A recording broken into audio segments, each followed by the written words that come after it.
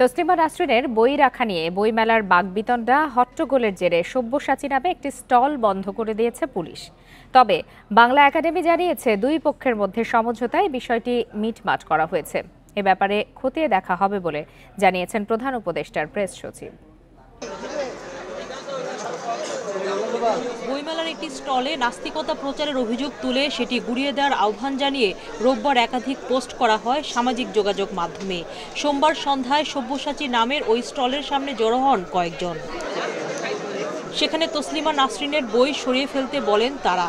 তবে স্টলের কর্মী তা প্রত্যাখ্যান করলে শুরু হয় বাদানুবাদ। এ সময় জড়ো হওয়া ব্যক্তিরা নানা স্লোগান দেন। স্টলের কর্মী পাল্টা স্লোগান দিলে উত্তপ্ত হয়ে ওঠে পরিস্থিতি। এ সময় আশেপাশে ভিড় করেন উৎসুকরা। পরে পুলিশ গিয়ে স্টলের কর্মীকে সরিয়ে নেয়। পরিস্থিতি শান্ত করতে স্টলটি ত্রিপল দিয়ে ঢেকে দেওয়া হয়। বাংলা একাডেমি জানায় দুই পক্ষের মধ্যে সমঝোতা করেছে পুলিশ। পুলিশ এসে ওটা টেক ওভার করেছে। তারপরে ওনাকে পুলিশ নিয়ে গেছে। নেওয়ার পরে ওই পুলিশ কন্ট্রোল রুমে যারা প্রোটেস্টার ওনারা বসে সেখানে পরবর্তীতে একটা সলিউশন তারা করেছে। বিষয়টি খতিয়ে দেখা হবে বলে জানিয়েছেন প্রধান উপদেষ্টার প্রেস সচিব শফিকুল আলম।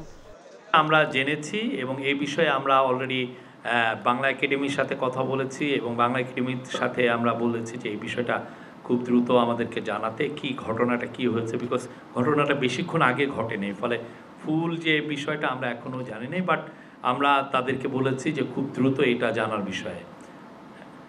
বইমেলা খুবই একটা পবিত্র জায়গা এবং আমরা সেটার পবিত্রতা রাখতে চাই।